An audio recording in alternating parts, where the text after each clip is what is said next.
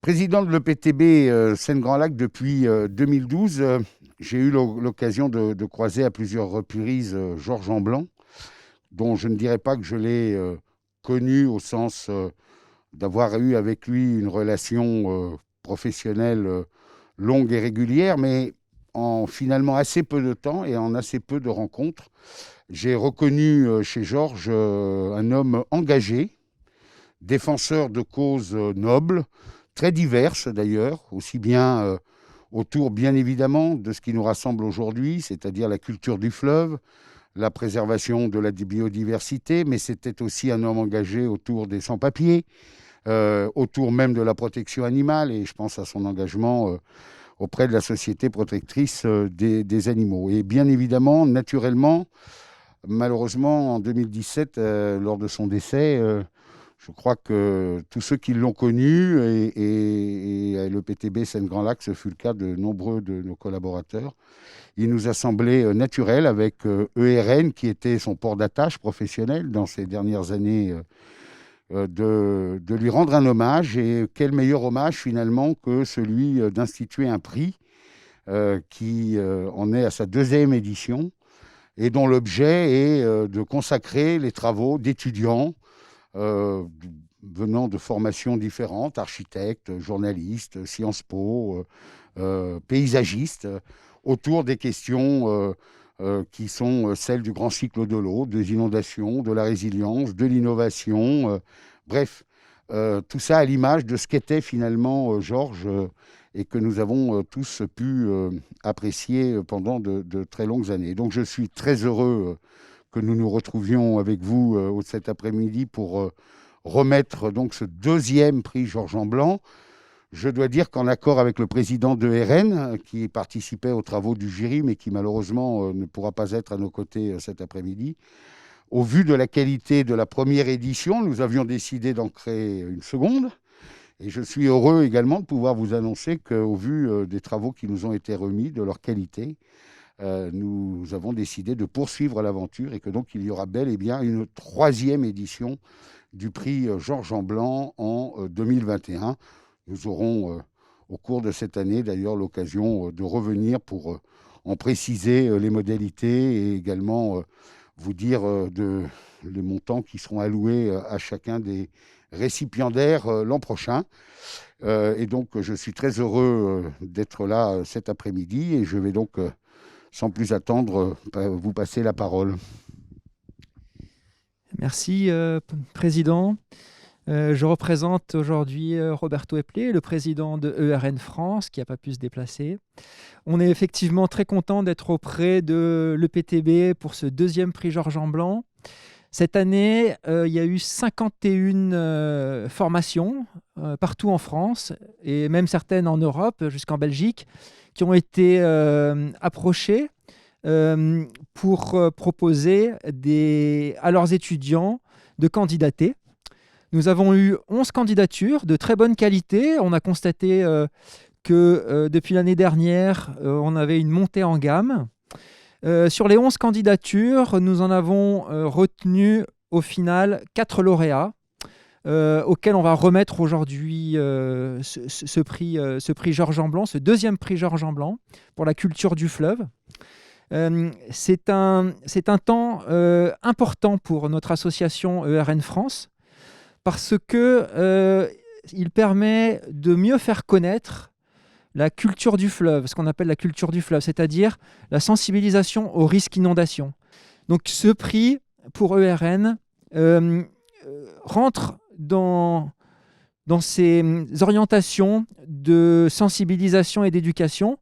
Ce n'est pas notre seule corde. Nous travaillons aussi avec l'établissement public Seine-Grand Lac sur la place de la biodiversité, les zones naturelles comme outils d'aménagement, en plus des autres outils classiques que l'on peut avoir sur les ouvrages hydrauliques, par exemple. Nous sommes aussi très impliqués dans la continuité écologique et la biodiversité, parce qu'il nous faut des milieux naturels qui soient fonctionnels, qui puissent être résilients pour faire face à l'augmentation des risques et notamment du risque inondation. Ces 4 prix que nous allons remettre aujourd'hui nous tiennent particulièrement à cœur et nous voulions vous remercier, Monsieur le Président Molossi, pour ce partenariat de longue date depuis 2013 et c'est grâce à Georges Amblan que nous avons pu nous rencontrer.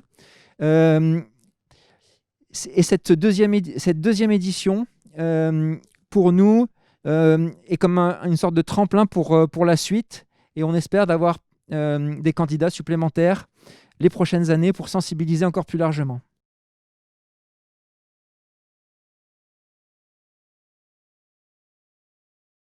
Bonjour Morgane, bonjour Aurore. Ravie d'être présente aujourd'hui pour vous remettre ce prix Georges Amblan, plus dans l'innovation. Votre travail vraiment a été remarqué par le jury et je suis touchée aussi par le travail que vous avez été fait. Et c'était essentiel aux yeux de Georges, de mon mari, de travailler sur les risques inondations. Donc, je vous remets le prix Georges Amblan, voilà. Et bien aussi la récompense. Voilà, pour vous, pour votre travail. Et je suis vraiment émue aussi de voir que ça continue encore cette année. Et je suis ravie d'être là avec vous. Merci. Ce travail, en fait, il a été fait dans le cadre de la fin de notre master JRE, journalisme, reportage et enquête à Sciences Po Rennes. Et en partenariat avec France 3 Bretagne, on a décidé en fait de s'intéresser à l'impact du changement climatique sur les inondations en Bretagne. On a une approche un peu journalistique plus que technique et on est donc parti à la rencontre des habitants qui subissent les inondations, des élus locaux, pour comprendre comment ils voyaient l'avenir en fait et qu'est-ce qu'ils prévoyaient de changer pour faire face à ce risque de bouleversement climatique.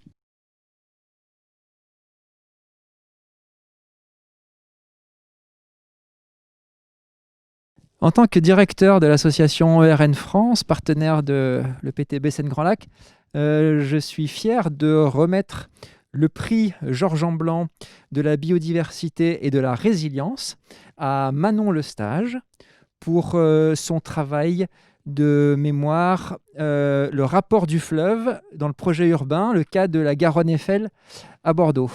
Félicitations Manon, et puis je suis content de remettre ce prix accompagné de la récompense qui va avec.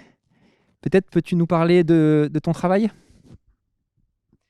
Merci beaucoup. Déjà, je souhaitais vous adresser ma reconnaissance déjà à cet organisme et puis au jury qui a porté cette attention à mon mémoire. Et donc moi, je m'appelle Manon Lestage, je suis diplômée d'école d'architecture et de paysage de Bordeaux. Donc, j'ai effectué ces mémoires dans le cadre du séminaire de master, le séminaire Repenser la métropolisation. Et donc, durant ce mémoire, je me suis intéressée au rapport au fleuve dans le projet de la ZAC Garonne-Eiffel, donc un projet urbain implanté sur la rive droite de Bordeaux. L'objectif de ce mémoire, c'était de comprendre le lien entre le fleuve et le projet urbain. Donc, comment il est abordé, ce lien, et comment il est traité. Donc, je me suis posé la question des outils et des processus mis en œuvre par les acteurs et pour une prise en compte des enjeux environnementaux dans le processus de conception du fleuve. Cette analyse, ça a été fait en 2 temps. Donc, dans un premier temps, une étude sur la thématique du fleuve, avec ses contextes, ses enjeux, ses problématiques et le rapport qu'il y a avec les villes au cours du temps et plus principalement ensuite entre Bordeaux et la Garonne, et ensuite une analyse sur le projet de la ZAC Garonne-Eiffel, donc un projet qui se veut novateur et qui revendique un rapport au fleuve. Je voulais remercier mes directrices d'études, Julie Ambal et Delphine Willis, qui ont accompagné cette réflexion au cours de mon master.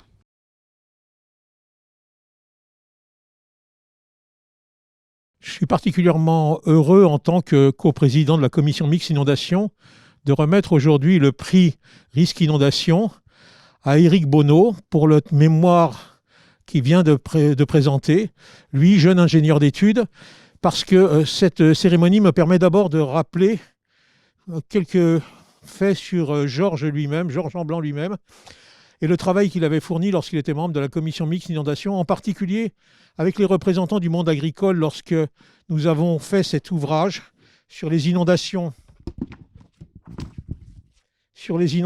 et les activités agricoles, qui est devenu la Bible dans la préparation des papilles. Et donc, c'est grâce à l'atmosphère tout à fait apaisée et détendue et les relations qu'il avait su créer avec les représentants du monde agricole, ce qui n'était pas évident a priori, que nous sommes arrivés à ce résultat. Et on le lui doit vraiment tout à fait. Je voulais quand même aussi dire un mot du travail qui a été présenté par Éric Bonneau sur un thème tout à fait intéressant parce qu'il se fait d'abord dans le cadre d'un papier d'intention. Et c'est quelque chose auquel je suis tout à fait attaché, même si on n'a pas eu à le labelliser parce que c'est un papier d'intention. Et en même temps parce que je suis persuadé que la recherche que vous avez faite, les cartes, la cartographie qui en découle et tous ces résultats seront tout à fait fondamentaux dans l'élaboration du papier final, en particulier sur la connaissance de la vulnérabilité et peut-être aussi sur l'axe 6, sur celui de l'hydrologie douce, sur la façon dont on pourra traiter les rivières elles-mêmes. Donc je tiens vraiment encore à vous féliciter pour ce travail et puis en particulier sur la qualité de la notation que vous avez reçue. 20 sur 20 pour la forme, pour le fond, 10 sur 10 pour la forme, 20 sur 20 et 10 sur 10 encore sur d'autres caractéristiques de votre thèse. Tout ça pour un résultat à 92 points sur 100, c'est quand même très brillant. Et puis je voulais vous dire aussi que j'ai beaucoup apprécié la forme académique de votre travail et la rédaction que vous en avez fait. C'est très agréable à lire. Merci pour tout. Je vous remets donc ce diplôme. Voilà. Et toutes mes félicitations encore. Merci beaucoup pour ces quelques mots. Alors effectivement, donc j'ai travaillé sur le secteur de la Moselle aval. Concrètement, c'était une analyse diachronique sur le cours d'eau de la Moselle, la Seille et l'Orne aussi, et sur l'emprise de l'homme vis-à-vis des bâtiments en fait. Et donc j'ai pu montrer l'évolution en fait des cours d'eau et de l'emprise de l'homme dans le fond de vallée. Donc cette étude s'inscrit effectivement, comme l'a dit monsieur, dans le papier d'intention Moselle-Aval. J'aimerais remercier ici ma tutrice de stage, Claire Languedelus, et aussi l'organisme d'accueil de mon stage, donc le laboratoire Lothaire, le centre de recherche en géographie de Metz.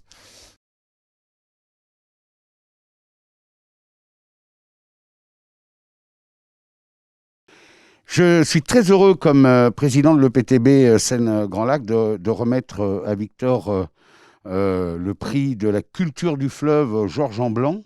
D'autant plus ravi que la culture du fleuve est un sujet au cœur, j'allais dire, des préoccupations de l'établissement que je préside, mais aussi de RN, notre partenaire, et puis de Georges, qui était très attaché à cette dimension dans la question et dans le rapport de la population à l'eau et au grand cycle de l'eau. Je suis très heureux également parce que le travail que Victor a fait à l'école de la nature et du paysage de Blois est un travail en tout point remarquable. Je dois dire que le jury, quand il a eu à statuer, a notamment été particulièrement séduit par à la fois un travail transposable, et pour nous c'est un élément important quand on est dans l'opérationnel que d'avoir des travaux qui lient théorie et pratique et transposition possible, et puis un petit supplément d'âme, si j'ose dire, du côté de l'esthétique et notamment de la qualité tout à fait exceptionnelle du travail graphique réalisé. Et donc, et je trouve aussi intéressant que voilà, la formation dans laquelle vous vous inscrivez fait de vous un paysagiste concepteur, et c'est suffisamment rare dans ce type de prix et dans ce type d'établissement que ça méritait en tout cas d'être souligné. Donc je suis vraiment très très heureux de vous remettre dans la catégorie donc culture du fleuve ce prix Georges Amblan, et je vous félicite au nom de l'ensemble des membres du jury. Merci. Merci beaucoup pour ce prix. Je remercie bien évidemment le PTB Seine Grand Lac et l'ERN qui sont chargés de l'organisation de ce prix. Et pour revenir rapidement sur mon travail, voilà, donc je suis originaire je suis sortant de l'école de la nature et du paysage de Blois, département de l'INSA CVL. Et c'est voilà, un travail de fin d'études qui m'a porté, que je portais vraiment dans mon cœur, puisque c'est un travail sur la région de laquelle je suis originaire. Et voilà, je tiens à remercier aussi bien évidemment mes professeurs encadrants, Sylvain Morin et Frédéric Maillard, tous deux professeurs dans mon école, et plus particulièrement aussi l'animatrice du SMAJ des deux Morin, Hélène Blot, qui travaille en ce moment sur la rivière du Grand Morin, sur l'Aubtain et aussi sur le Petit Morin, et voilà, qui met tout en œuvre pour pouvoir faire que ces rivières-là de l'Île-de-France, qui ne sont pas forcément toujours prises en compte, puissent aussi être valorisées à juste titre. Ouais, merci beaucoup. Ah. Merci beaucoup. J'ai plus assez de mains. Prends le micro. Voilà.